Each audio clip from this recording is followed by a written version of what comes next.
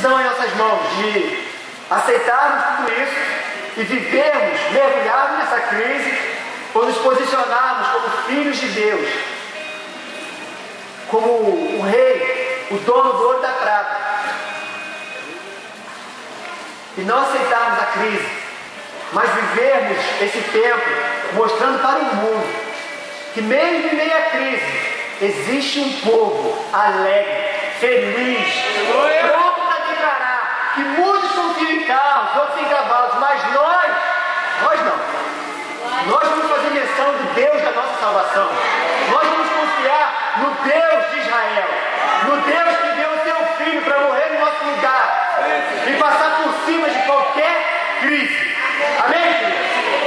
Então, se você está aqui e a igreja tem a resposta, se prepare, porque hoje Deus tem um novo maná. Amém? Abra a tua Bíblia comigo, em Mateus 25. Ah, Deus.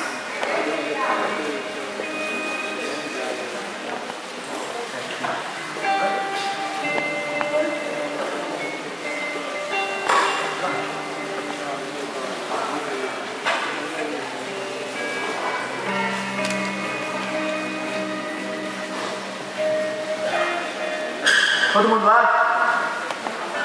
Quem não achou de socorro? Socorro. Aleluia. Mateus 25. Hoje a gente vai ler bastante a Bíblia, amém? Bastante mesmo. Aleluia. Mateus 25 diz assim: então o reino dos céus será semelhante a 10 virgens. Quantas? Que tomando as suas lâmpadas saíram ao encontro do esposo, e 5 delas eram prudentes e 5 loucas, que significa imprudentes.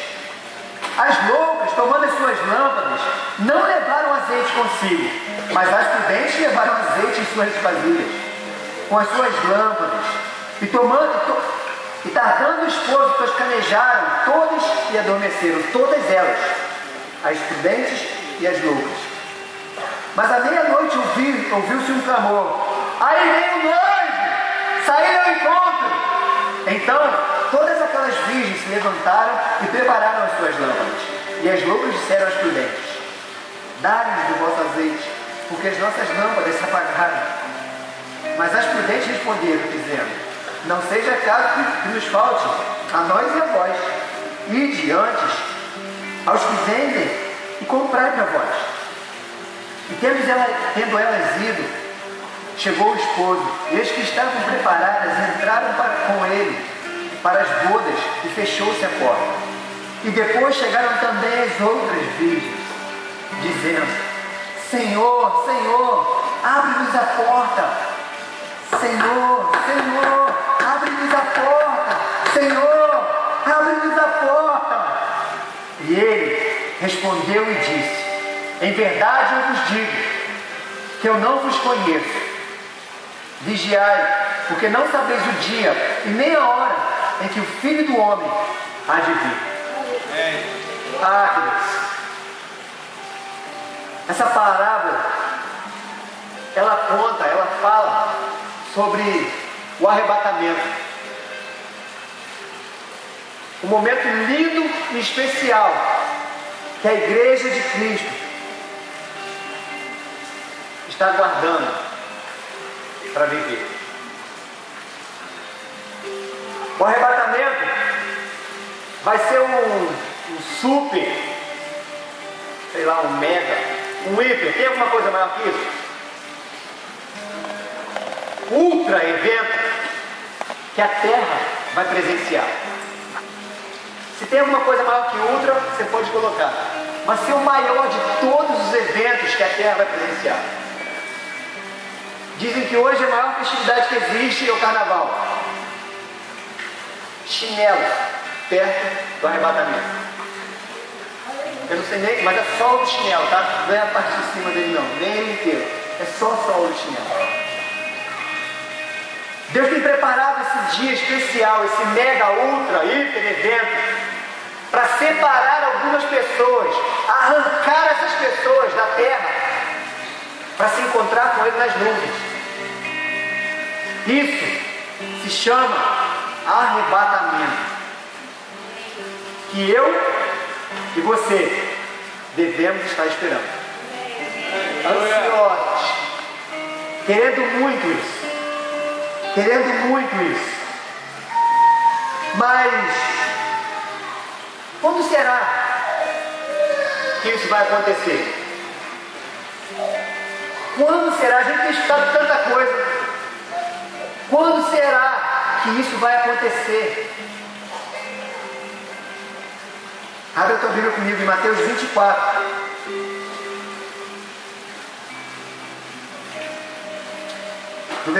A partir do versículo 29.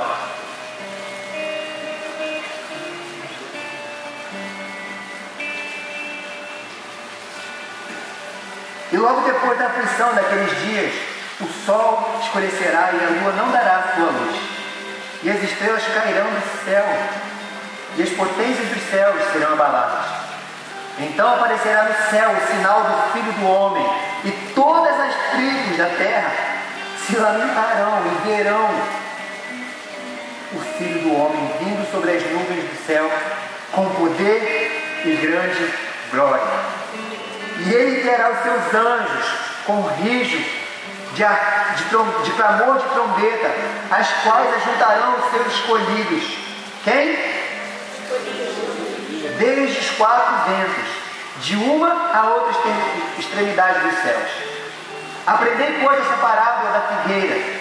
Quando já os seus ramos se tornaram ternos e brotam folhas, sabeis que está próximo o verão. Igualmente, quando virdes todas estas coisas, sabei que ele está próximo, às portas. Em verdade vos digo que não passará esta geração, sem que todas estas coisas aconteçam. O céu e a terra passarão, mas as minhas palavras não hão de passar. Porém, daquele dia e hora, ninguém sabe, nem os anjos dos céus, nem o Filho do Homem, mas unicamente meu Pai. E como foi nos dias de Noé, assim será também na vinda do Filho do Homem. Porquanto assim como nos dias anteriores ao dilúvio, comiam, bebiam, casavam, davam-se em casamento, até o dia em que Noé entrou na arca, e não perceberam, até que veio o dilúvio e os levou a todos. Assim será também a vinda do Filho do Homem. Então, estando dois no campo, será levado um e deixado o outro. Estando duas moedas no moinho, será levada uma e deixada a outra. Vigiai, pois, porque não sabeis o que haverá de vir, a que horas há de vir o nosso Senhor. Mas considerai isto: se o pai de família soubesse a que vigília da noite havia de vir o ladrão, vigiaria e não deixaria que fosse arrombada a sua casa.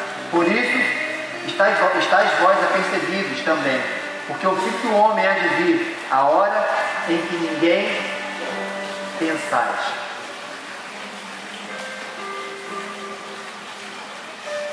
A gente tem vivido um tempo de muita especulação, onde pessoas que estudam demais a Bíblia, onde pessoas que talvez nem conheçam a Bíblia, mas com certeza todas elas sabem que algo vai acontecer. E eu quero dizer uma coisa para você nessa noite: não viva à base de especulações. Não se deixe mover por especulações. Seja movido, seja guiado por aquilo que a palavra diz para a gente viver. Seja movido por aquilo que a palavra nos adverte. O modo de viver que a palavra nos adverte é: sejam e estejam vigilantes, preparados, porque pode ser em setembro, pode ser em janeiro. Em 2000 não foi, 2012 também não. Pode ser amanhã, mas pode ser agora. Aleluia. E aí? a gente vai ficar se preparando para um dia que os homens, na sua infinita inteligência, tentam mostrar, apontar. O que basta saber para a igreja é que Jesus vai voltar. Isso basta para a gente. Fuja das especulações, querido. Não ponha seu coração nisso. Não ponha. Porque talvez baseado em especulações humanas, você fique frustrado, decepcionado e talvez queira até se desviar dos caminhos do Senhor. Mas saiba que isso que estão dizendo vai acontecer. Em algum momento isso vai acontecer. Pode ser agora. O que é o arrebatamento? Quando ocorrerá o arrebatamento? Existia um véu que fazia separação, onde somente os sacerdotes podiam entrar por aqui e ver e desfrutar da presença de Deus. Mas Jesus veio e acabou com isso. Isso é uma certeza que eu tenho, que você deve ter. Não há mais separação. Não há mais separação. Mas será que qualquer um pode entrar aqui? Para quem é o arrebatamento? Para quem é isso? Para quem?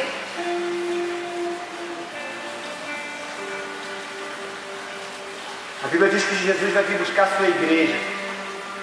O noivo vai vir buscar a sua noiva.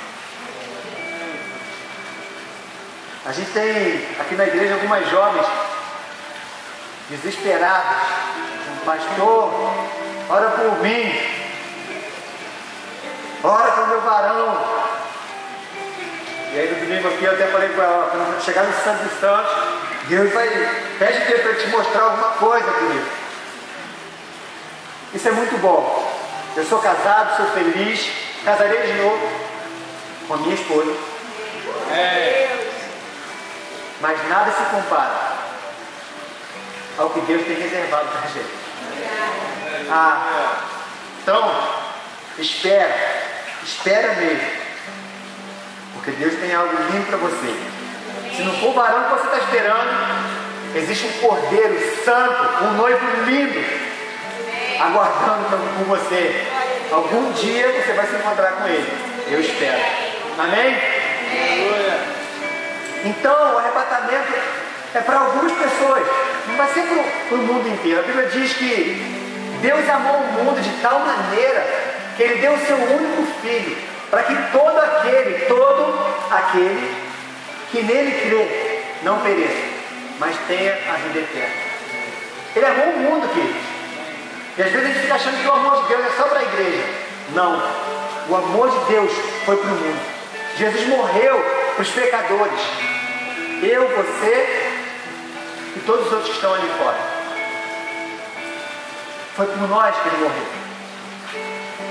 Mas o arrebatamento não vai ser para o mundo inteiro. Seria bom se fosse. Se nós fizermos a nossa parte,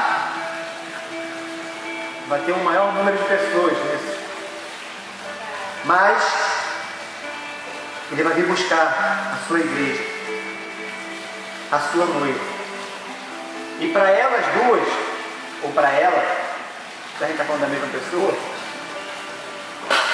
Ele tem algumas exigências.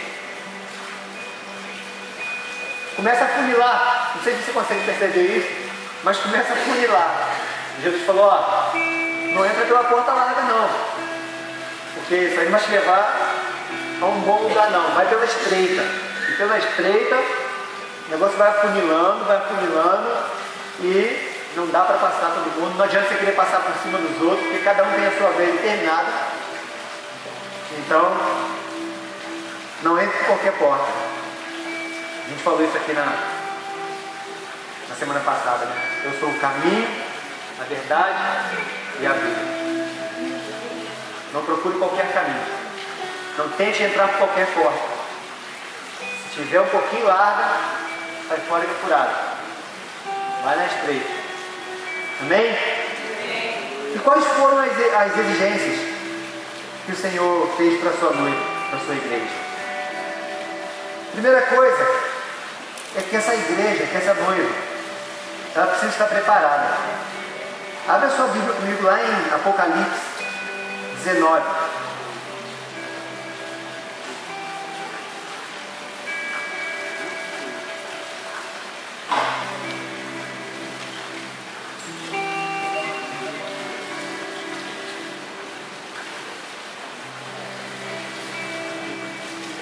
Apocalipse 19, versículos 7 e 8. Regozijemos e alegremos e demos-lhe glória, porque vindas são as bodas do Cordeiro, e já a sua esposa se preparou, e foi-lhe dado que se vestisse de um linho fino, puro e resplandecente, para que o linho fino, porque o linho fino são as justiças dos santos. E disse-me: bem-aventurados aqueles que são chamados à ceia das bodas. Estas são as verdades, as verdadeiras palavras de Cristo. É preciso a igreja estar preparada, aguardando por aquele grande dia. Esperou, foi se preparando, deixando que o Espírito Santo pudesse ministrar o seu coração.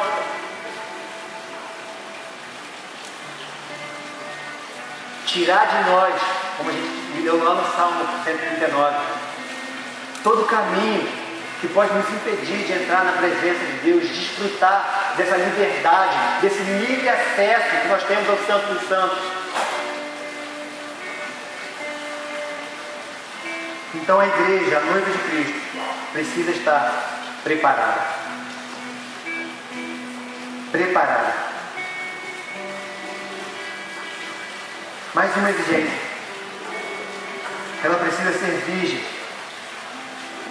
2 Coríntios 11, versículo 2.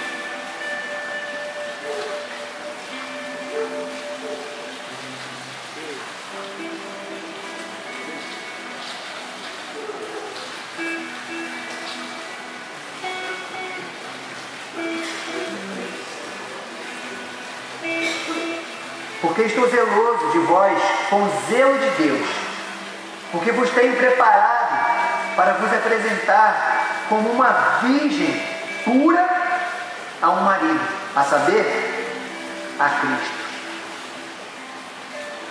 Olha só. A função de Paulo está preparando a igreja. A função do pastor, a função minha, a função sua, preparar a igreja. Preparar a igreja. Através da ação do Espírito Santo na minha vida, através da ação do Espírito Santo na sua vida, a igreja, do seu lado aí, você também vai estar sendo preparado. Você vai estar ajudando a preparar a noiva do Cordeiro para um grande dia.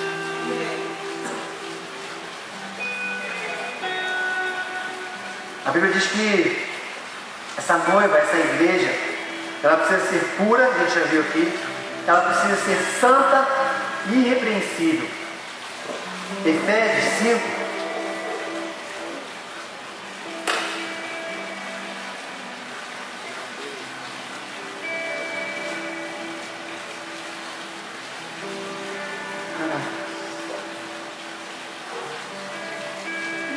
A partir do versículo 25, diz assim: vós, maridos, amai vossa esposa, vossa mulher, como também Cristo amou a igreja, e assim mesmo se entregou por ela, para a santificar, purificando-a com a lavagem da água pela palavra, para apresentar a si mesmo igreja gloriosa, sem mácula, sem ruga, nem coisa semelhante, mas santa e irrepreensível. Essa é a igreja. que Cristo está esperando. Não adianta passar rubol. Lembrei isso aqui agora, do rubol. Acho que é por aí, né? Não adianta passar nenhum produto, porque não é dessas rugas que ele está falando. Não é disso. Se prepare, querido. Como uma noiva se prepara para o dia do casamento e quer ser a pessoa mais linda do mundo, quer fazer de tudo para esconder todas as imperfeições que possivelmente ela possa ter. Não passe nenhuma maquiagem achando que vai enganar a Cristo, porque diante dele tudo isso se vai, desaparece. Todas as máscaras, tudo aquilo que a gente botou para tentar enganar. E a gente vai falar um pouco mais sobre isso aqui à frente. Se rasgue diante do Senhor enquanto é tempo. Se arrependa diante do Senhor. Coloque a sua vida diante de Deus. E saiba que tudo que Ele quer é poder ter livre acesso a poder te conduzir, e manejar a sua vida e fazer de você um vaso novo, te preparando para aquele grande dia. Amém? Para quem mais pode ser o arrebatamento? Em 2 Timóteo 4,8, a Bíblia diz que nós precisamos amar a vinda do Senhor, aguardar isso, esperar isso, desejar isso com toda a nossa força. Assim como as jovens estão aguardando pela chegada do varão perfeito não, do varão que Deus tem para elas. Aguarde e ame, e espere e deseje a vinda do noivo, do melhor de todos os noivos. Amém? Então, o arrebatamento, a Bíblia diz que se a gente não amar isso, não ansiar, não tiver expectativa, está arriscado a gente ser pego desprevenido, de surpresa. Porque quem ama, vive naquilo. Quem ama quer aquilo de qualquer jeito. Deseja com todas as suas forças. E mais para quem vai se dar o arrebatamento? Apocalipse 17, 14.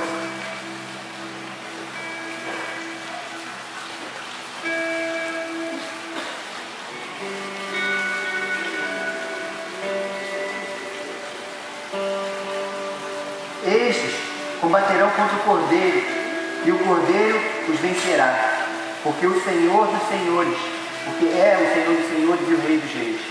Vencerão os que estiverem com ele, chamados, eleitos e fiéis. O arrebatamento só vai viver isso aqui que a Bíblia está falando. Os eleitos e aqueles que forem achados fiéis no dia da volta de Cristo, no dia do arrebatamento. Então, eu lembro que a James falava muito isso, né? Não adianta você viver a sua vida inteira na presença do Senhor, se no último momento você se desvia dos caminhos dele.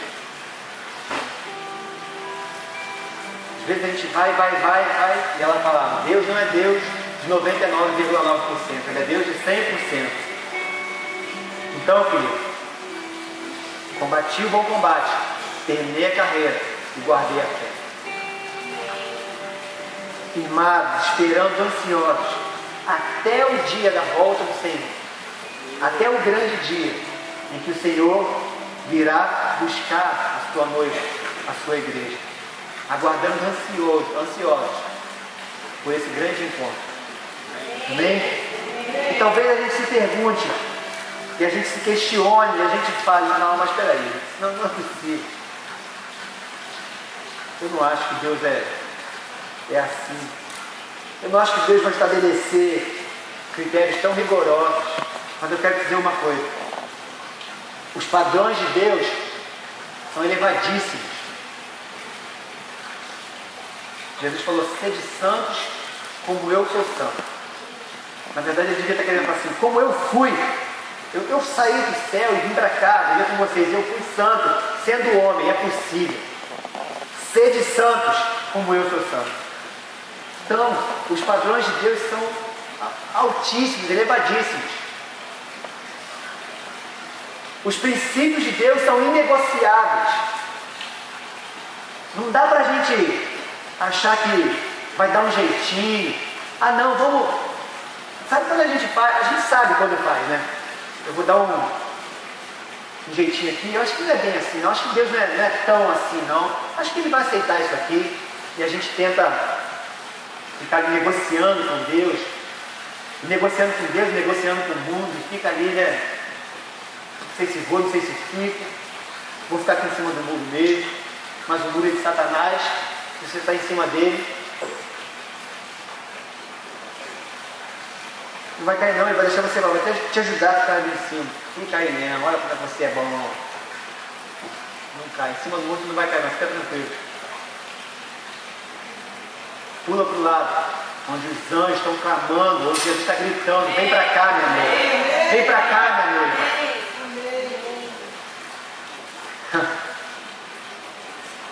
Deus não é homem para que minta, e nem filho do homem para que se arrependa. Os padrões e os princípios que Ele estabeleceu são, foram e serão até o fim. Até o fim. Foi assim com Jesus, está sendo assim com o Espírito Santo. E você acha que Ele vai fazer diferente comigo e com você? Jesus teve que seguir até o fim, o padrão elevado que Deus estabeleceu. Ó, o negócio é o seguinte, que eu tenho para você é ir lá na cruz e morrer por um povo que eu amo. Está disposto? Estou. Jesus, cheio de amor no coração, desce do céu, se coloca abaixo de nós para nos servir na cruz, para abrir as portas de um lugar que antes nós não poderíamos entrar. Nada do que fizesse, todo o nosso dinheiro, toda a nossa riqueza, toda a nossa inteligência, nada do que nós temos ou somos poderia nos levar àquele lugar. Nada disso pode nos levar para a glória do Pai. Nada. Foi simplesmente por um amor tão grande, mas tão grande, que um pai dá um filho e um filho aceita se sacrificar por meros pecadores.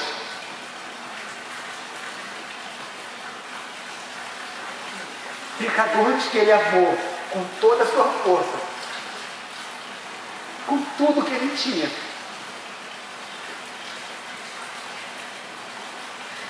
Então não vem me dizer que não é bem assim, que Deus vai dar um jeitinho para você, que o seu caso não entende, afinal, eu sofri tanto. Não, querido. Ele não aliviou para Jesus, não aliviou para o Espírito Santo, que há 2015 anos vive em nós, suportando coisas que o maltratam, que o ferem, mas se mantém firme num propósito que Deus estabeleceu. Ele não aliviou para o Espírito Santo. E Ele não vai aliviar para mim e para você. Ele não vai abrir concessão. Debaixo daquilo que a palavra diz. Se a gente não obedecer os requisitos que Deus tem para vir buscar uma igreja, nós não vamos ser arrebatados. nós não vamos nos encontrar com o Senhor nas nuvens. Isso não vai acontecer.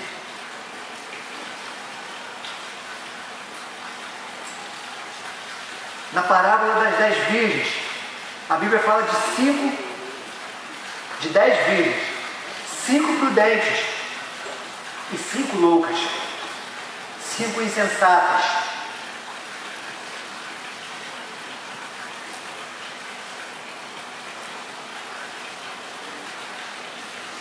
Até aqui a gente falou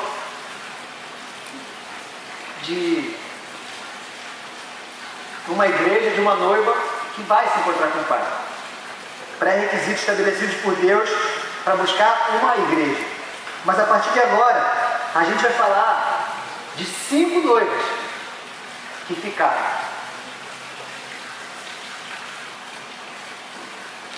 5 noivas que sabiam que deveriam fazer alguma coisa, mas não fizeram. Sabiam que precisavam ter azeite nas suas lâmpadas, mas talvez tenham pensado, depois a gente faz isso, o meu azeite não vai acabar. Talvez elas tenham pensado, ainda que o noivo chegue e não tenha azeite, a gente precise sair, a gente bate na porta e ele abre. Ele abre para a gente. Afinal de contas, ele também está aguardando esse grande dia.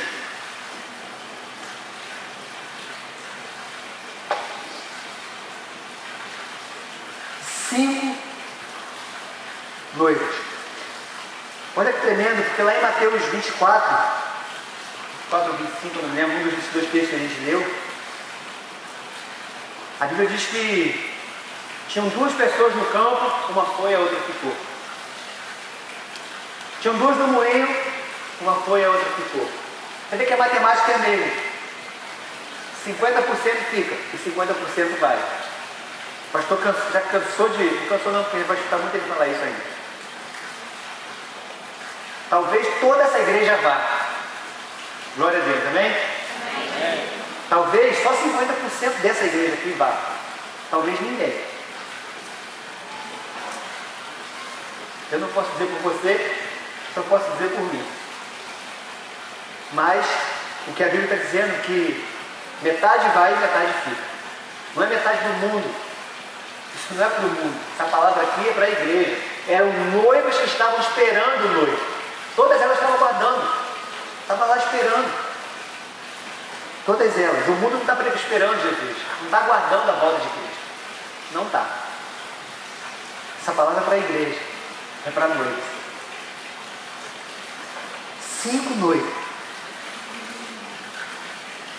Sem azeite nas suas lâmpadas. Então, quando esse grande dia chegar, a gente vai ouvir um som de trombeta.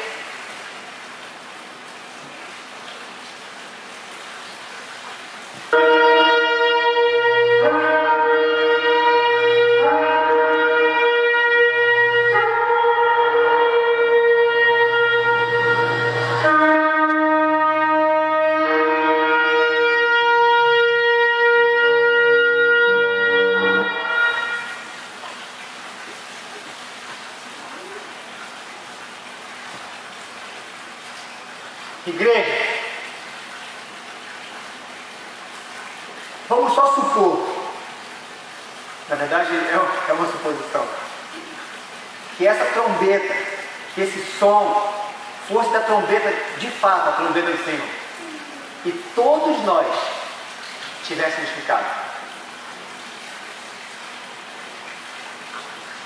E isso foi o que Deus começou a ministrar no meu coração umas 3 semanas atrás. Na semana passada eu estive na casa da Moema, a gente esteve conversando e eu compartilhei um pouco disso com ela. E falei, Moema, assim que eu tiver uma oportunidade, isso que Deus está falando aqui no meu coração, isso vai virar uma pregação. E logo depois o pastor me chamou para ministrar. Então vamos supor que esse tivesse sido som na trombeta. Eu queria que você tirasse um minutinho, você fechasse seus olhos e que você pensasse e fosse sincero com você mesmo, com o Espírito Santo. Eu pensei em botar um microfone aqui na frente e dar a oportunidade para que você viesse falar, mas eu não vou fazer isso. É você e o Espírito Santo. Vamos supor que esse tivesse sido o som da trombeta e você ficou. O que você falaria? Eu não sei se você se faria uma pergunta ou talvez você fizesse para você mesmo uma afirmação. Mas o que você falaria para você mesmo?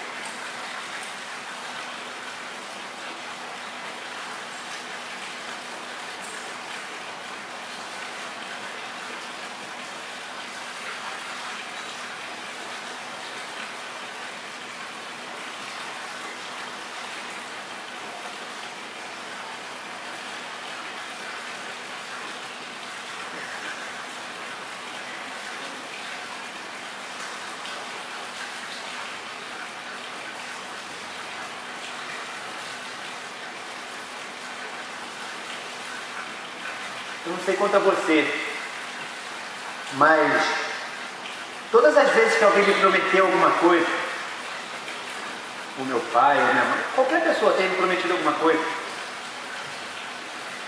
e não cumpriu o que prometeu, a minha primeira pergunta para mim mesmo, ou para a pessoa que falhou comigo, foi: mas por que você não fez o que você prometeu? Nesse caso, nós não podemos perguntar isso para Jesus. Porque, sabe aquele pecadinho de estimação que você tem guardado no seu coração, na sua mente, nas suas atitudes? Sabe ele?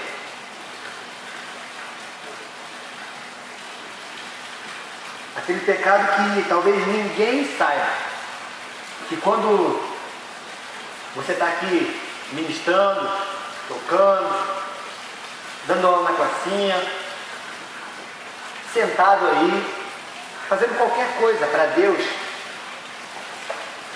enquanto as pessoas olham para você e falam assim: uau, aquele irmão ali, aquela irmã é muito espiritual. Cara, ela é... Eu queria ser como ela. Como o Mário falou aqui no começo do louvor, onde esse tempo precisa acabar. Mas existem pessoas que a gente olha e fala assim: caramba, cara, quando eu crescer, eu quero ser como ela. Sabe essa pessoa?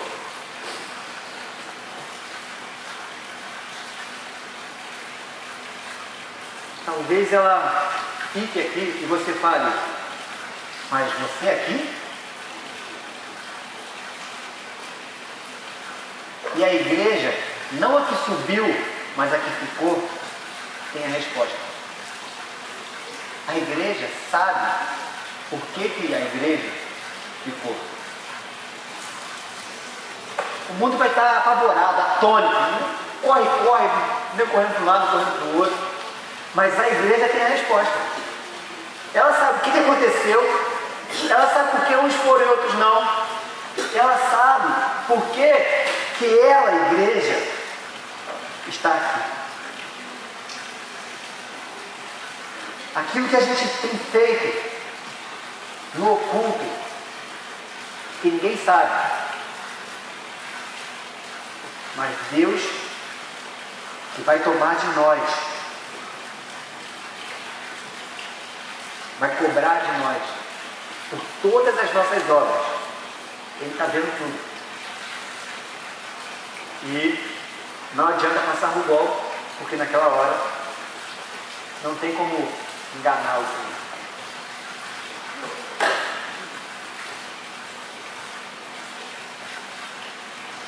O que você tem feito ou deixado de fazer você sabe, e sabe mesmo, que na hora H vai te segurar aqui. O que é que você tem feito, igreja? Que você tem certeza que vai te impedir de se encontrar com o seu mundo?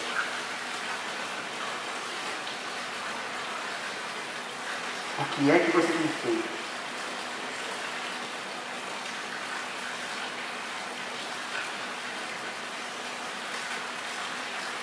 Tendo, pois, irmãos, ousadia para entrar no santuário pelo sangue de Jesus, pelo novo e vivo caminho que Ele nos consagrou pelo véu, isto é, pela sua carne, foi rasgada por mim e por você. E tendo um grande sacerdote sobre a casa de Deus, cheguemos com verdadeiro coração e inteira certeza de fé, tendo o coração purificado da má consciência e o corpo lavado com água limpa. Retenhamos firmes a confissão da nossa esperança, porque fiel é o que prometeu. E consideremos uns aos outros para nos estimularmos à caridade e às boas obras, não deixando a nossa congregação, como é costume de alguns, antes admoestando, advertindo, lembrando, avisando, repreendendo uns aos outros.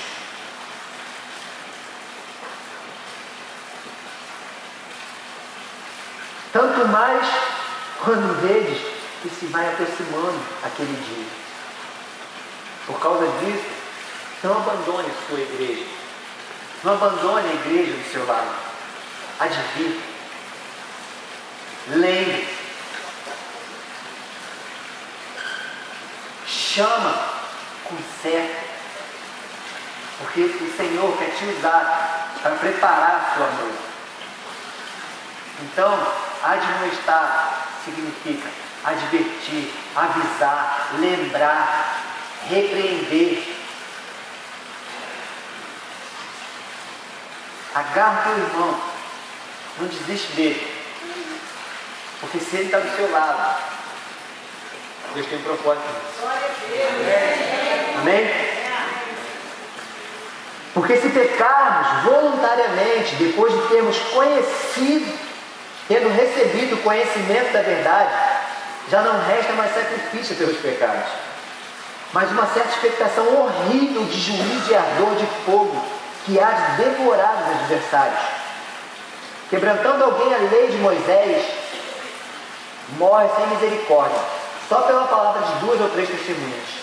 De quanto mais castigo cuidai vós, será julgado merecedor aquele que pisar o Filho do Homem e tiver por profano o sangue do testamento, com que foi santificado e fizer agravo ao Espírito da graça.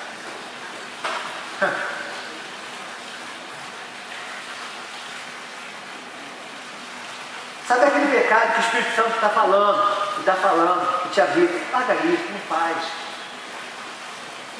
Isso aí faz separação entre nós.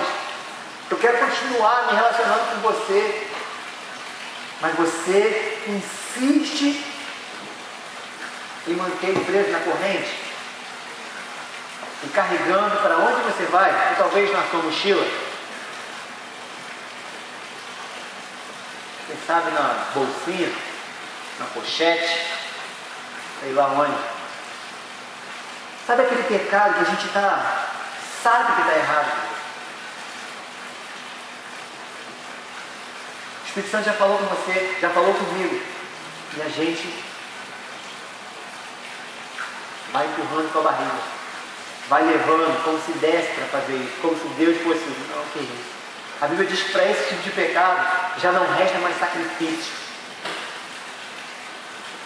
Não resta mais sacrifício. Aquilo que Jesus fez na cruz, por mim e por você, Deus olha para aquilo e fala assim, passar a mão na cabeça dele ou dela, diante de tudo que o meu filho fez na cruz, não dá. Eu não sou um Deus paternalista. Eu sou um Deus Pai, justo. E o mesmo que eu dei para ele, eu vou dar para você, igreja. vou tratar vocês igualzinho, sem diferenciação, iguais. Sabe aquelas atitudes que a gente tem, irmãos, que a gente sabe que são atitudes egoístas, como a Bíblia diz, no final dos tempos as pessoas seriam amantes de si mesmas, buscando seus próprios interesses.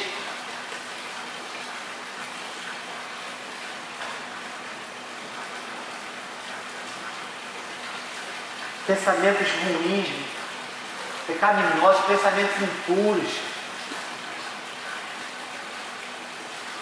desejos, desejando a mulher do próximo, desejando a menina na rua, desejando qualquer coisa que não é sua. Sabe esses pecados? Aqueles sentimentos que a gente guarda lá no fundinho do nosso coração, tranca a porta e não deixa nem Jesus entrar. Eu lembro que uma vez o Celso falou: Jesus já tocou no seu esquife?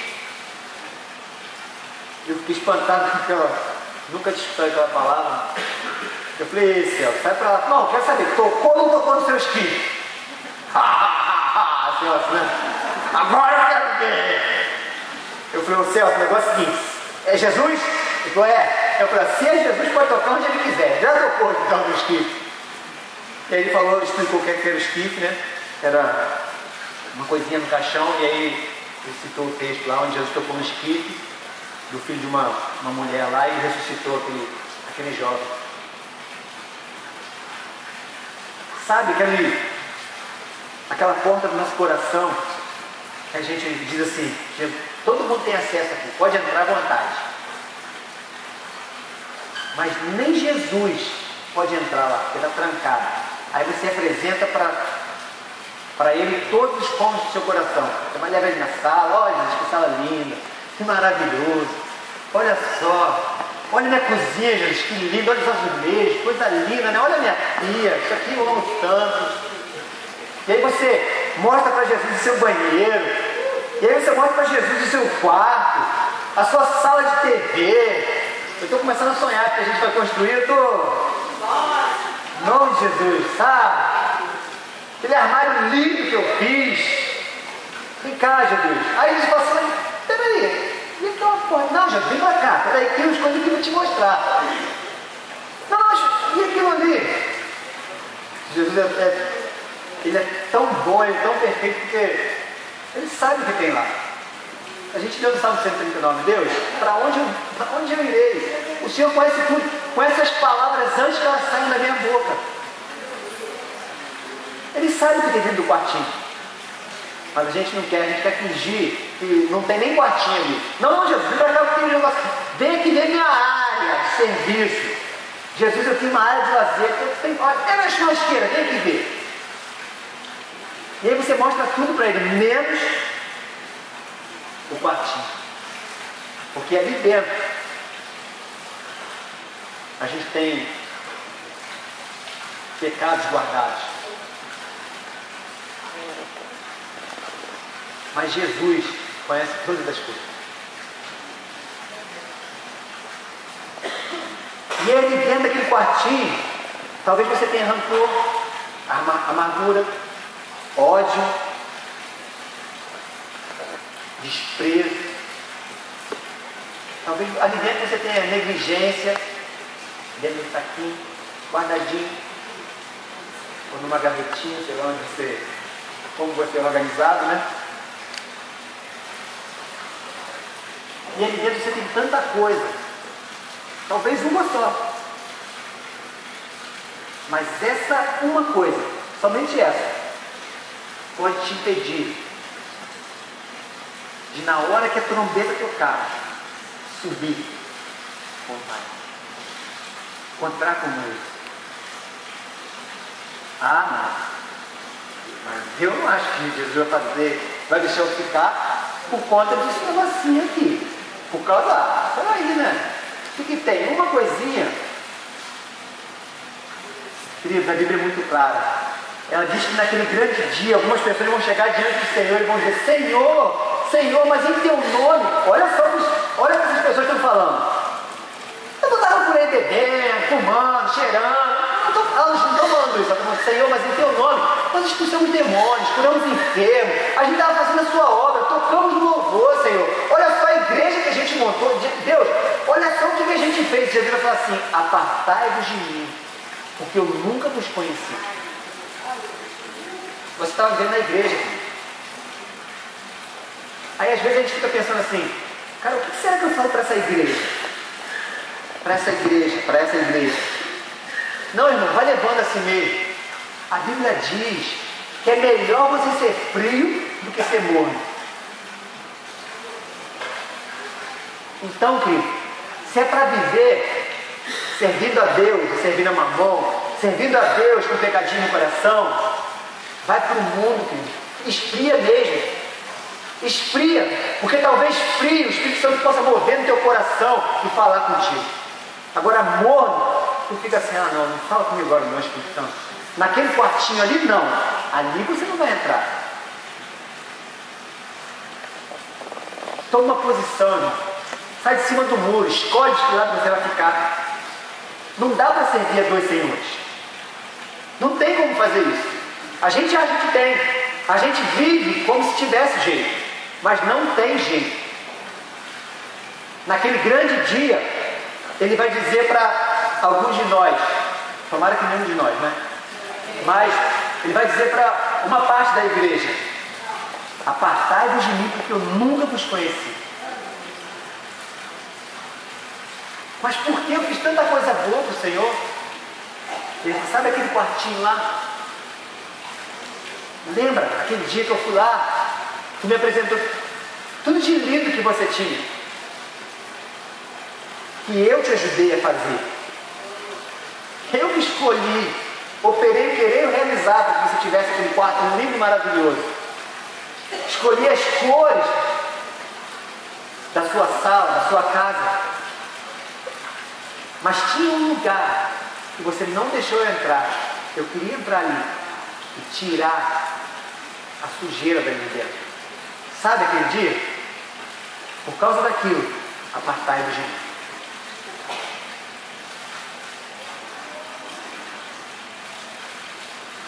Muita coisa, queridos, a gente faz. Muita coisa. Às vezes falta para a igreja, para o povo de Deus, empenho na palavra. A gente diz que sim, mas não. A gente fala: não, pode deixar, conta comigo, vamos lá. A gente tem projeto Verá. Começamos com foi 2000, Leandro, a gente tá aí? Foi, né? Começamos com 2000. Compromisso, palavra que a igreja de Cristo deu. Conta comigo, eu vou fazer. Queridos, a Bíblia diz que é melhor você não fazer um voto com Deus, a menos que você tenha feito com um pastor. Foi isso? Eu acredito que Deus tenha recebido como para ele. Mas a Bíblia diz que se você vai fazer um voto, é melhor você pensar antes de fazer. Deus não está obrigando ninguém a dar nada. A gente está falando de oferta, querido. Não está falando de dízimo, de oferta. De dízimo. A gente está falando de oferta. Você não é obrigado a fazer.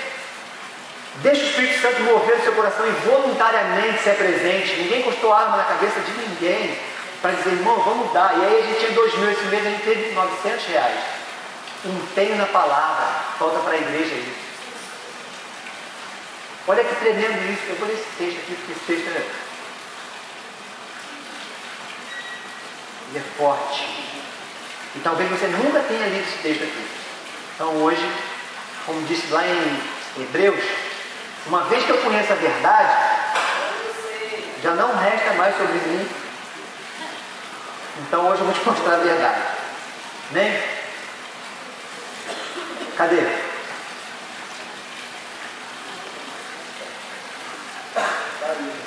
Tá aqui.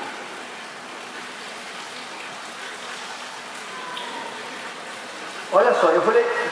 Eu nunca tinha lido esse texto todo, mas eu li. Guarda o teu pé quando entrares na casa de Deus e inclina-te mais a ouvir do que a oferecer sacrifício de tolo, pois não sabem que fazem mal. Não te precipites com a tua boca, nem com o teu coração se apresse a pronunciar palavra alguma diante de Deus, porque Deus está nos céus e você está sobre a terra, pelo que sejam poucas as tuas palavras, porque da muita ocupação vêm os sonhos. Olha só que tremendo isso. E a voz do tolo da multidão de palavras. Quando a Deus fizeres algum voto, não tardes em cumpri-lo, porque não se agrada de tolos. O que votares, pagam. Melhor é que não votes do que votares e não pagares. Não consintas com a tua boca, que a tua boca faça pecar a tua carne, nem digas diante do anjo que foi erro. Por que razão se iraria Deus com tua voz, de sorte que destruísse a obra das tuas mãos? Porque como a multidão de sonhos há vaidades, assim também nas muitas palavras, mas tu teme a Deus. É duro isso, né, querido? Palavra dura, né? Graças a Deus estamos aqui hoje, podendo ouvir essa palavra. Porque talvez a gente ouça isso depois do arrebatamento. Aí essa palavra vai ser dura. Hoje o Espírito Santo está aqui para consolar os nossos corações. Não para alisar, fazer não para isso, mas para consolar e falar: filho, tá vendo? É isso que eu quero de você. É isso que eu espero de você. Vem comigo. Vamos fazer. Eu quero que você dê. Eu quero que você se disponha mesmo a fazer. A gente leu na semana passada aqui o pastor falando que Moisés chegou diante do povo e falou: gente, está na hora de construir o tabernáculo. E aí? E aí o povo começa a trazer, lá no capítulo 35 de Êxodo. Voluntariamente eles trouxeram. Voluntariamente se moveu neles o desejo de trazer para o Senhor aquilo que o próprio Deus já tinha dado para eles. Entraram no Egito zerado, trabalharam lá escravo, sistema escravo, não recebiam nada, mas em um dia receberam, como o pastor disse aqui, né? Tudo que tinha direito. Mas Deus é bom demais. Olha só o que Ele fez comigo. Que lindo. Encheu o meu bolso. Tem tanto que não cabe nem no bolso, nem no banco está cabendo. E aí eles prepararam mochila, carregaram tudo, ouro, prata e panos. Irmão, trouxeram muita riqueza. Escuta uma coisa. Sempre que Deus te der alguma coisa, querido, fica esperto. No bom sentido. Porque Ele vai te pedir. Você pode ter certeza, Ele não está dando só para você. Deus, Ele não quer fazer somente em mim, somente em você, querido.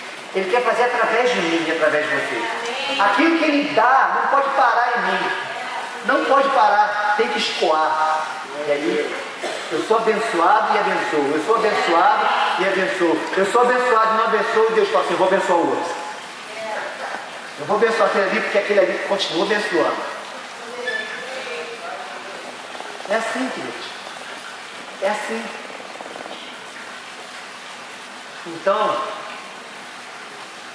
na última vez que eu fui pintar aquele termômetro ali, Deus me deu uma palavra. E eu achei tremendo, porque só eu tenho pintado isso aqui. E quando eu cheguei aqui para pintar, eu vi que eu não estou mais conseguindo pintar lá em cima. Faltou perna. Mas para chegar lá em cima, não precisa só de perna, precisa que você cumpra a sua palavra. Não dá para fazer sozinho. Deus não me chamou para fazer isso sozinho. Foi tremendo quando eu fui ali fazer. Deus falou assim: não, que alguém venha aqui comigo no próximo dia que a gente for fazer e me ajude, me segure ali. Vamos lá que nós vamos pintar esse negócio. E aí que a gente possa olhar. Se a igreja não se mover, não vai dar certo a pintura, não vai ser possível a pintura, nem muito menos o cumprimento de uma dívida. Não vamos conseguir pagar. Talvez leve mais tempo. Deus vai fazer a obra que ele tem que fazer, amém, queridos? Mas o que ele quer é que você e eu participemos de algo que ele tem necessidade de fazer nesse lugar. Amém? Amém.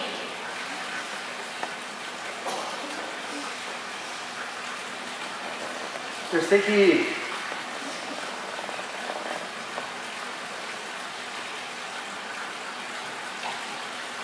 isso não é fácil de ouvir. Nada disso que eu falei é fácil de ouvir. Talvez a primeira parte seja ótima, mas a segunda, não. Não foi para mim ouvir, não foi fácil. Eu ouvir não foi fácil. Não é mais. O que tem faltado para a igreja?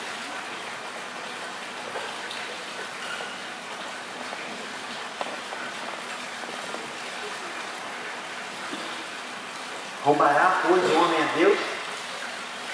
Como isso é possível? Nos dízimos e nas ofertas. Mas o que tem? Isso é eu e Deus. Ok. O pastor não pode te levar para o céu. E nem te impedir de ir. Já que é com Deus, continue fazendo o que está fazendo. Voluntariamente. Diga-se de passagem. Porque o que se ensina nessa igreja não é isso. É que a gente cumpra a palavra. É que a gente seja dizimista. É que a gente seja ofertante. É que a gente cumpra aquilo que a gente se propôs a fazer com Deus. Amém? Essa noite é noite de arrependimento.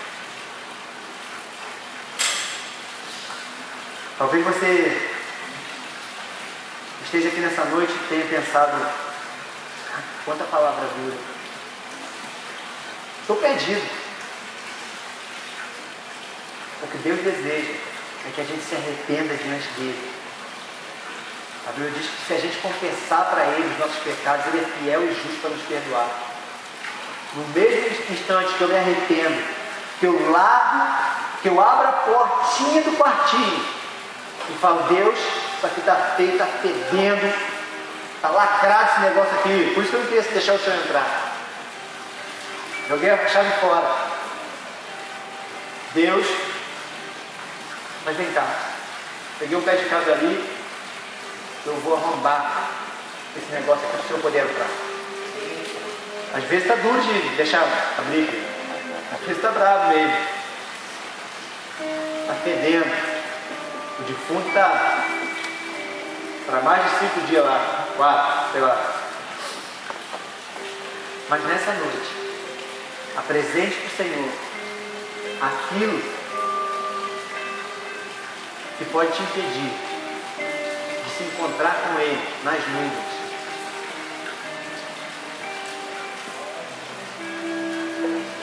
Eu não sei qual é o seu pecado, mas se você quiser me contar, a Bíblia diz que se a gente confessar uns aos outros, a gente também vai ser perdoado.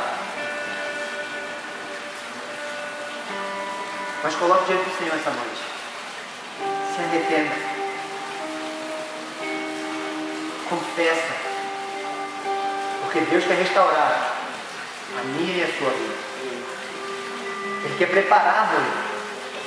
Essa noite Ele está adornando, preparando, colocando, ajustando a noiva para entrar na veste.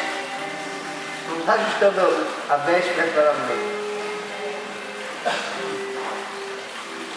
Nessa noite, o Senhor quer ter um encontro com você.